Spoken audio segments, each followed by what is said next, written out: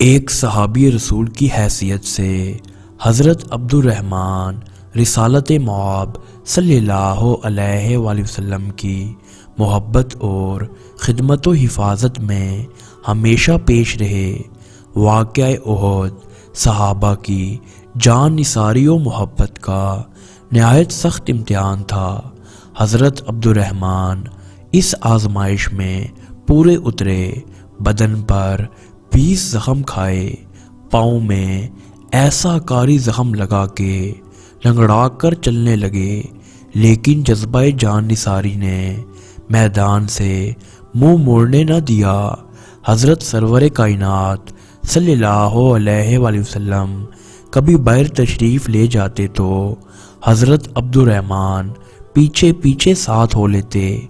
ایک دفعہ حضرت صلی اللہ علیہ وآلہ وسلم باہر نکلے، حضرت عبد الرحمن بھی پیچھے نکلے، یہاں تک کہ رسول اللہ ایک نخلستان میں پہنچ کر سر بسجود ہو گئے اور اس قدر دیر تک سجدے میں رہے کہ ان کو خوف ہوا کہ شاید روح اطہر اللہ تعالیٰ سے جا ملی ہے۔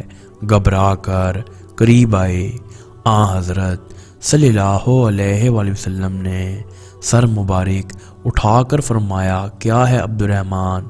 انہوں نے اپنی گھبراہٹ کی وجہ سے عرض کیا۔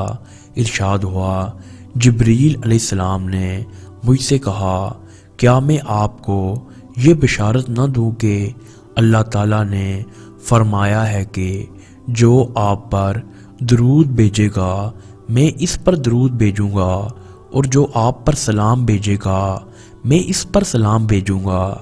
یعنی یہ طویل سجدہ تشکر تھا۔ حضرت صلی اللہ علیہ وآلہ وسلم کے بعد حضرت صلی اللہ علیہ وآلہ وسلم کے بعد بھی ہمیشہ آپ کی یاد تازہ رہتی تھی۔ نوفل بن ایاس فرماتے ہیں کہ عبد الرحمن بن عوف سے اکثر لطف و صحبت رہتا تھا۔